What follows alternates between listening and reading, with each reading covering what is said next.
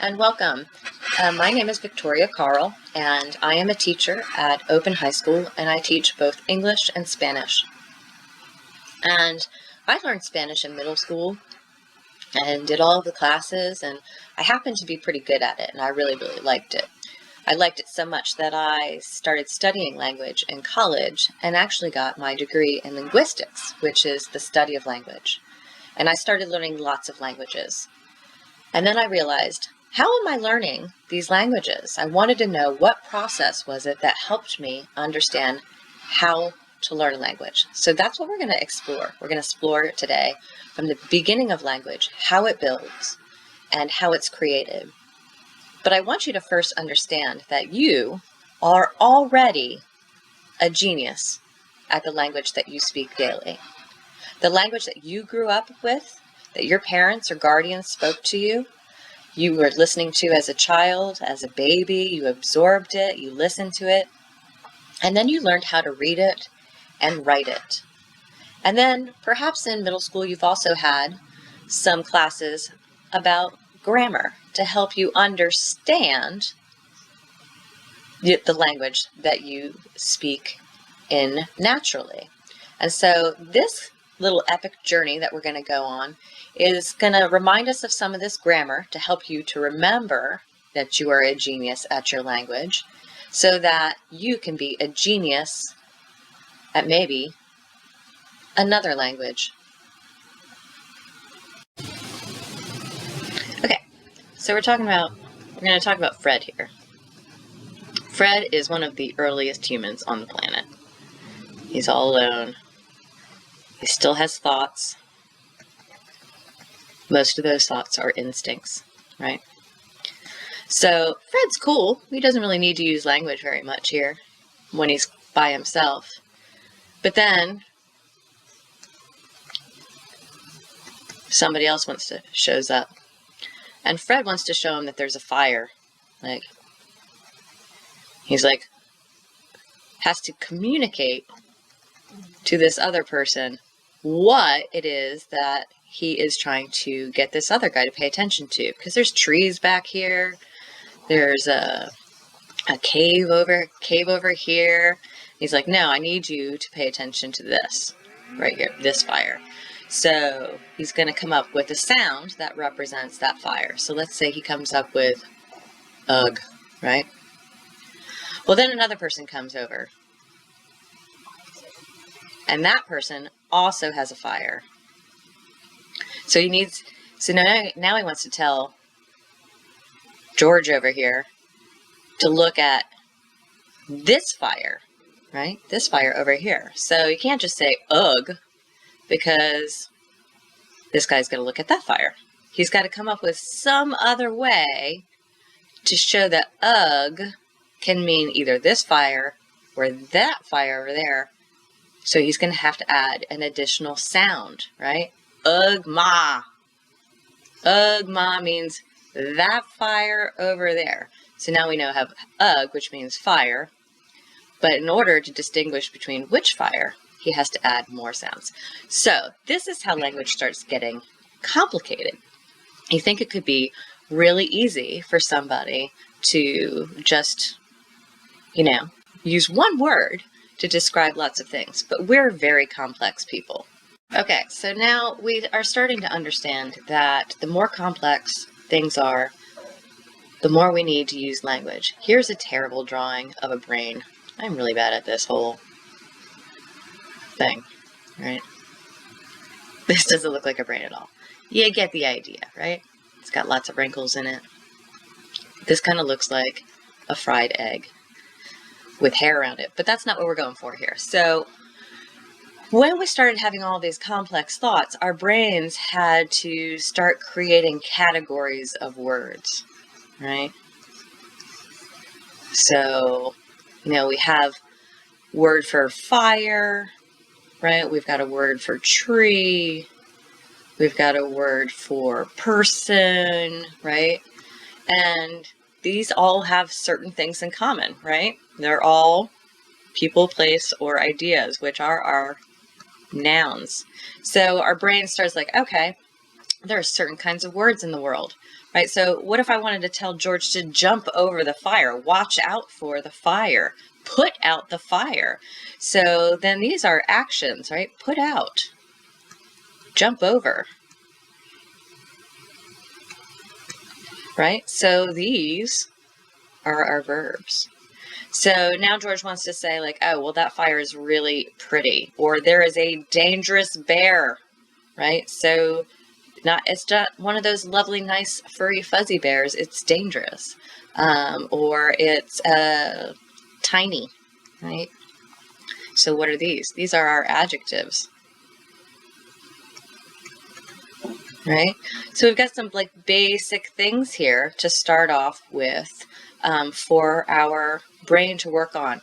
What if the fire is spreading quickly, right? Or Grandpa, you're moving too slowly. We're going to get eaten by that bear. So these are our adverbs. So the brain has to create different kinds of categories for the different parts of language so that it can string them together in a way that makes sense. So Fred's brain was like, oh, I've got some nouns over here, and I've got some prepositions over here, and I've got some verbs, and I've got some words for adverbs now, and I've got some adjectives over here, right? So in order to make sense of it, you can't just have all those words blubbering around, right? Like blue, bear, ate, cheese. Or, maybe it's like cheese, bear, eat, furry. That doesn't make any sense, right? So you have to come up with patterns, and that's how that the mathematics works in language. So why do we need all these parts of speech? Because, well, George and Fred started having more and more sophisticated language needs because they were joined by a bunch of other people who started building houses and huts and needed to make sure that, the animals, that they could count the animals that they had, and that, wild boars weren't going to kill them. I don't know what that is. That's a giant boar tooth. You can see drawing is not my forte here, right? But things started getting more complicated. They had gardens, they were taking care of one another, they started moving to different places. So just saying the word, fire wasn't enough. They needed to be able to distinguish between the many different fires that were in their neighborhoods and communities that they were starting or fighting against. So when we're looking into George and Fred's brains, it got a lot more complex. And so the brain, again, started to categorize things by those parts of speech that we just reviewed. Language gets more complicated, though, as we discussed. So let's see how in words that happens. We can have a very basic statement. Bear eats. We've got a noun and we've got a verb. But what if there are two bears? Here's bear number one. And then there's another bear over here. Again, please excuse my drawings. So we want to distinguish bear one from bear two. So we're going to say that bear eats. What if we want to say the bear with the giant teeth eats? That bear with giant teeth eats. We could add even more. Let's give him a belly button. That bear with the giant teeth and belly button eats. That bear next to the smaller bear eats. What are they eating? They're eating cheese, cheddar cheese, Gouda cheese. It gets more and more complicated the more and more things that we have. And so our sentences build up, but they're still just made of the parts of speech, right? We've got articles and nouns and verbs and some prepositions here, but it's all basic parts of language. Okay, so now we have our starter sentence here. That huge bear with the big teeth eats. We've already identified all of the parts of this sentence, and there's only 5 different things in here. We have an article, right? That, the, could be my, could be his. We have huge, which is a type of adjective, right? We have our bear, which is our noun. And then we learned with is a preposition, right? So this beginning part of our sentence only has 4 different things in it: an article, an adjective, a noun. We have a preposition, and then it starts again. Article, adjective, noun. So maybe you've not thought about this before, but language is mathematical. And maybe that scares some people, right? Language is math. But when we're learning a new language, it's really great to be able to understand how patterns work in language, so it doesn't seem so difficult to us. So before the word eats, we've got what is called a noun phrase, right? A noun phrase. That huge bear with the big teeth is a noun phrase. And so if you look at how it goes in English, right? We can have an article. We can have an adjective. We have to have a noun. Remember, bear eats. And we can have a prepositional phrase, which is this preposition. Well, what is a prepositional phrase? Well, it's a preposition with a noun phrase that follows it, right? Article, adjective, noun. The big teeth. All right, so that's what we did right here, but now all nice and typed up, right? So we now know what a noun phrase is. It's an article, potentially, an adjective, potentially, definitely a noun, and maybe a prepositional phrase.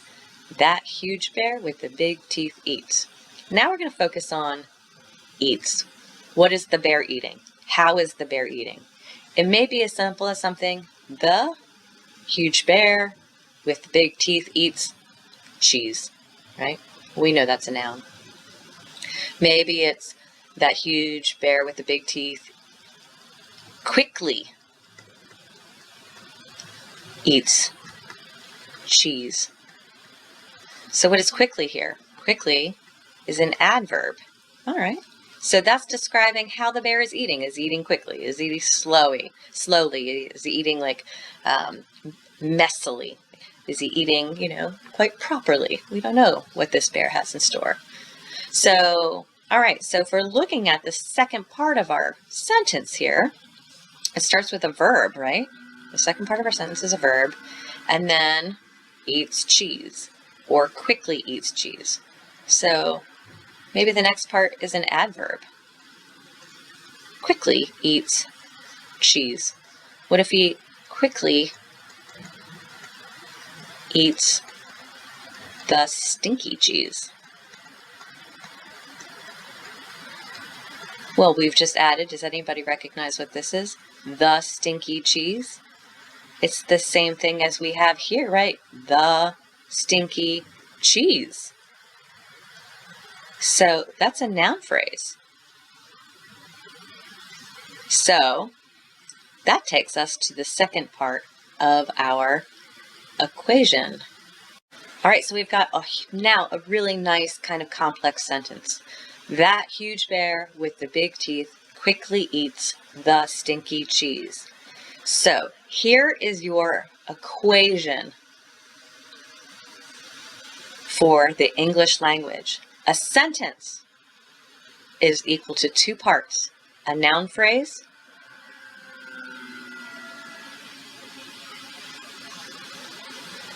right? That's our noun phrase. Oh, it changed it into a triangle. And then the second part is our verb phrase. So 2 parts, noun phrase, verb phrase. So we learned that a noun phrase is an article, that or the, an adjective, huge, maybe stinky, our noun, bear, cheese, and then maybe this prepositional phrase with the big teeth. Prepositional phrase. All right, so then our second part of our sentence, verb phrase, quickly, adverb tells us how he's eating it. Eats is our main thing, our main verb here. We got to have that. And then look, we have another noun phrase after it. We could add after this, that huge bear with the big teeth quickly eats the stinky cheese in the big park. Right? Getting even more detailed, but look what this is. This is a preposition, article, adjective, noun. And so that is another, you guessed it, noun phrase. So it's a big loop, right? We can just keep adding and it's a big loop of language. So that's our basic structure of the English language. It's a simple little math problem. Article plus adjective plus noun plus preposition plus article plus adjective plus noun plus adverb plus verb plus article plus adjective plus noun, right? You get the feeling for its repetitiveness.